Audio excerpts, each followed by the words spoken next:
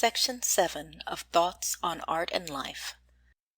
Thoughts on Art, Part 2. Painting is mute poetry. What poet will place before thee in words, O lover, the true semblance of thy idea with such truth as will the painter? Who is he who will show thee rivers, woods, valleys, and plains, which will recall to thee the pleasures of the past, with greater truth than the painter? And if thou sayest that painting is mute poetry in itself, unless there be some one to speak for it and tell what it represents, seest thou not then that thy book is on a lower plane? Because even if it have a man to speak for it, nothing of the subject which is related can be seen, as it is seen when a picture is explained.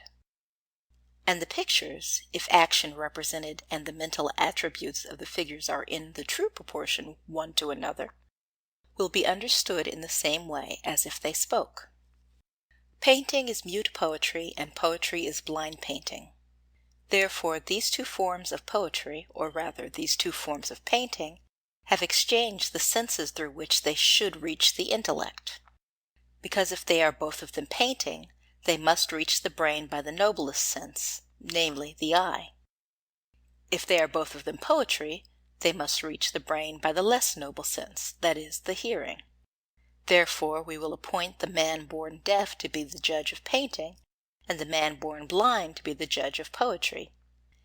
And if in the painting the movements are appropriate to the mental attributes of the figures which are engaged in any kind of action, there is no doubt that the deaf man will understand the action and the intentions of the figures, but the blind man will never understand what the poet shows, and what constitutes the glory of the poetry, since one of the noblest functions of its art is to describe the deeds and the subjects of stories, and adorned in delectable places with transparent waters in which the green recesses of their course can be seen as the waves disport themselves over meadows and fine pebbles, and the plants which are mingled with them, and the gliding fishes, and similar descriptions, which might just as well be made to a stone as to a man born blind, since he has never seen that which composes the beauty of the world, that is, light, darkness, color, body, shape, place, distance, propinquity, motion, and rest,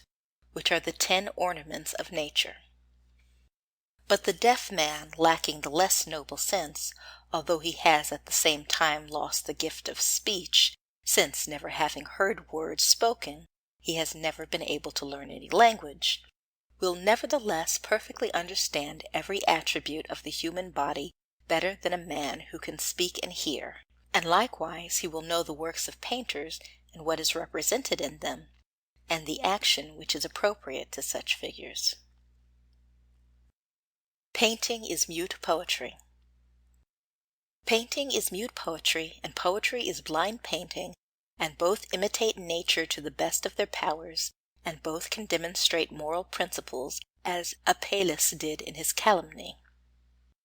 And since painting ministers to the most noble of the senses, the eye, a harmonious proportion ensues from it, that is to say, that just as from the concord of many diverse voices at the same moment there ensues a well-proportioned harmony, which will please the sense of hearing to such an extent that the listeners in dizzy admiration are like men half ravished of their senses. Still greater will be the effect of the beautiful proportions of a celestial face in a picture from whose proportions a harmonious concord will ensue, which delights the eye in one moment, just as music delights the ear. And if this harmonious beauty is shown to one who is the lover of the woman from whom such great beauty has been copied, he will most certainly be struck dizzy with admiration, and incomparable joy superior to that afforded by all the other senses.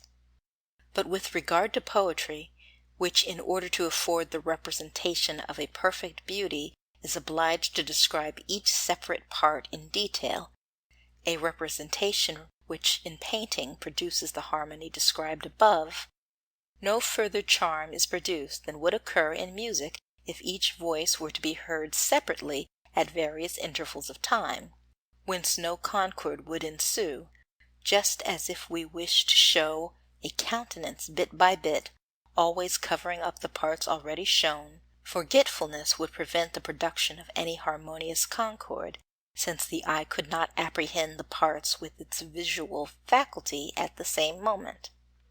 The same thing occurs in the beauty of any object created by the poet, for as its parts are related separately, at separate times, the memory receives no harmony from it. The impression of painting. Painting reveals itself immediately to thee with the semblance given it by its creator, and affords to the chief of the senses as great a delight as any object created by nature. And the poet in this case reveals the same objects to the brain by the channel of the hearing, the inferior sense, and affords the eye no more pleasure than it derives from anything which is related. Now consider what a difference there is between hearing the recital of a thing which in the course of time gives pleasure to the eye, and perceiving it with the same velocity with which we apprehend the works of nature. And in addition to the fact that a long interval of time is necessary to read the works of the poets, it often occurs that they are not understood, and it is necessary to make diverse comments on them, and it is exceedingly rare that the commentators are agreed as to the meaning of the poet. And often the readers peruse but a small portion of their works, owing to lack of time, but the works of the painter are immediately understood by those who behold them. Painting manifests its essence to thee in an instant of time, its essence by the visual faculty, the very means by which the perception apprehends natural objects, and in the same duration of time. And in this space of time the sense-satisfying harmony of the proportion of the parts composing the whole is formed. And poetry apprehends the same things, but by a sense inferior to that of the eyesight, which bears the images of the objects named to the perception with greater confusion and less speed. Not in such wise acts the eye, the true intermediary between the object and the perception, for it immediately communicates the true semblance and image of what is represented before it with the greatest accuracy.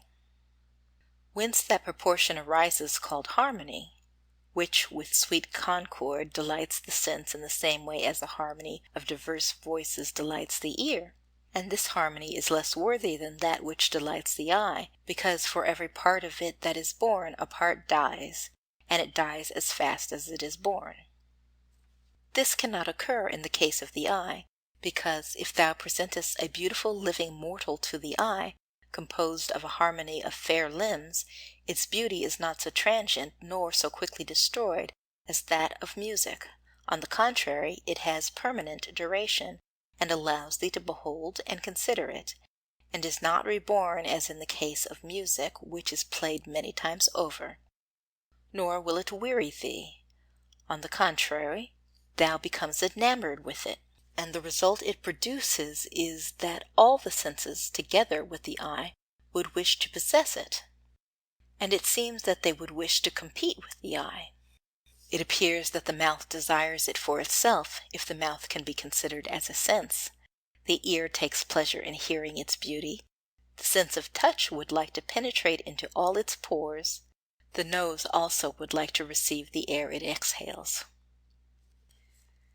Time in a few years destroys this harmony, but this does not occur in the case of beauty depicted by the painter, because time preserves it for long, and the eye, as far as its function is concerned, receives as much pleasure from the depicted as from the living beauty.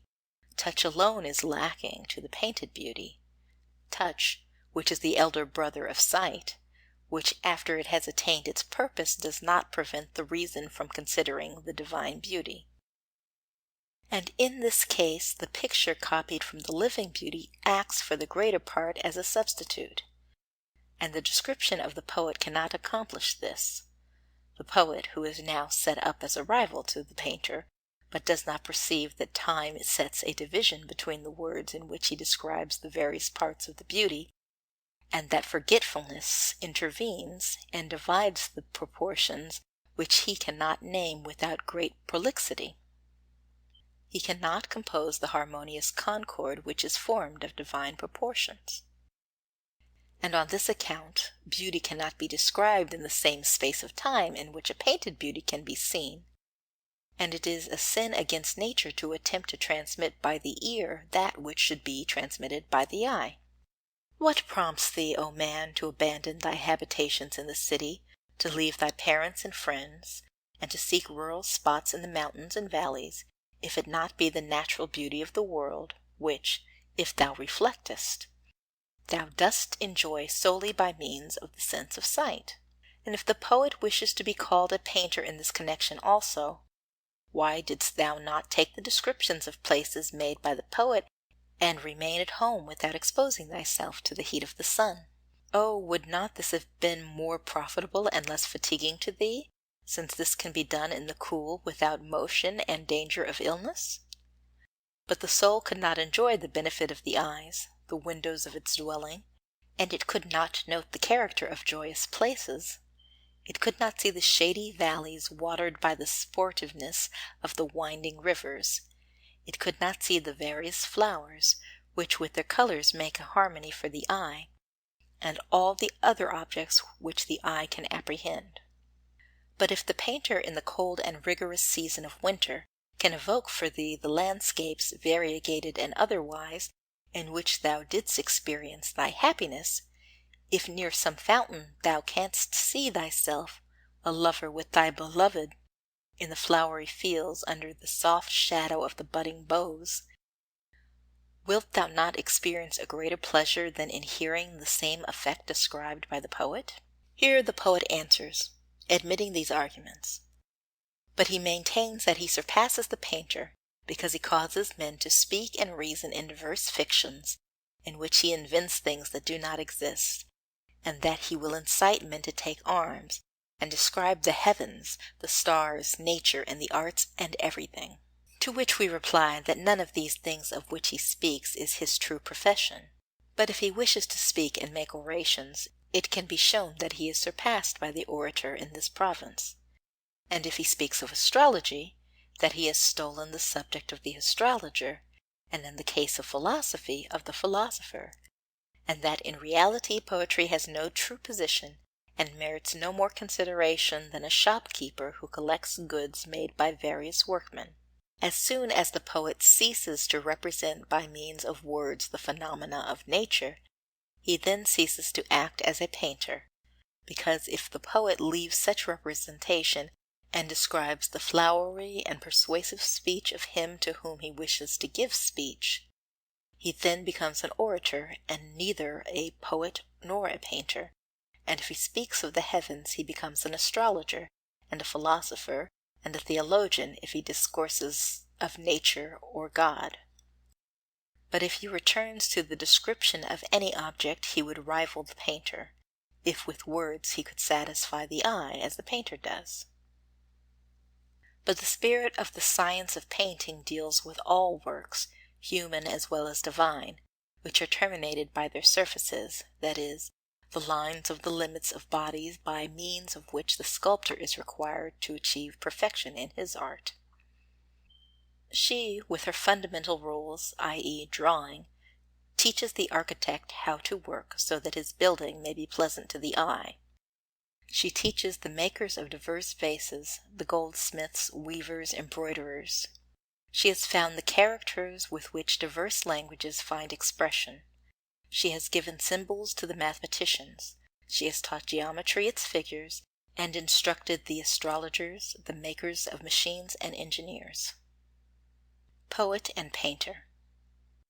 The poet says that his science consists of invention and rhythm, and this is the simple body of poetry, invention as regards the subject matter, and rhythm as regards the verse, which he afterwards clothes with all the sciences.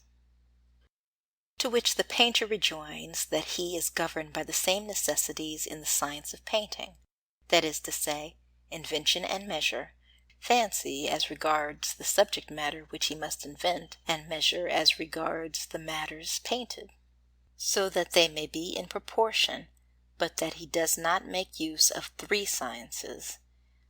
On the contrary, it is rather the other sciences that make use of painting, as for instance, astrology, which effects nothing without the aid of perspective, the principal link of painting. That is, mathematical astronomy and not fallacious astrology. Let those who by reason of the existence of fools make a profession of it forgive me. The poet says he describes an object, that he represents another full of beautiful allegory. The painter says he is capable of doing the same, and in this respect he is also a poet. And if the poet says he can incite men to love, which is the most important fact among every kind of animal, the painter can do the same, all the more so because he presents the lover with an image of his beloved, and the lover often does with it what he would not do with the writer's delineation of the same charms, i.e., talk with it and kiss it. So great is the painter's influence on the minds of men that he incites them to love and become enamored of a picture which does not represent any living woman. And if the poet pleases the sense by means of the ear, the painter does so by the eye, which is the superior sense. I will enlarge no further on this theme, save to say that if a good painter were to represent the fury of a battle, and if the poet were to describe one, and both representations were put before the public together, you will see before which of the two most of the spectators will stop, to which of the two they will pay most attention, which of the two will be the most praised, and give the greater satisfaction. Without any doubt, the painting, being infinitely the most beautiful and useful, will please the most. Write the name of God in some spot, and set up his image opposite, and you will see which one will be the most reverenced. While painting embraces in itself all the forms of nature, you have nothing save words, which are not universal like forms. If you have the effects of the representation, we have the representation of the effects. Take a poet who describes the charms of a woman to her lover, and a painter who represents her, and you will see whither nature leads the enamored critic. Certainly the proof should rest on the verdict of experience. You have classed painting among the mechanical arts, but, truly, if painters were as apt at praising their own works in writing as you are, it would not lie under the stigma of so unhonored a name. If you call it mechanical because it is by manual work, and that the hand represents the conception of the imagination, you writers put down with the pen the conceptions of your mind. And if you say that it is mechanical because it is done for money, who is more guilty of this error, if error it can be called, than you? If you lecture in the schools, do you not go to whomever rewards you most? Do you perform any work without some pay? Although I do not say this to blame such opinions, because all labor expects its reward, and if a poet were to say, I will devise with my fancy a work which shall be pregnant with meaning, the painter can do the same, as Apelles did when he painted the calumny. End of section 7.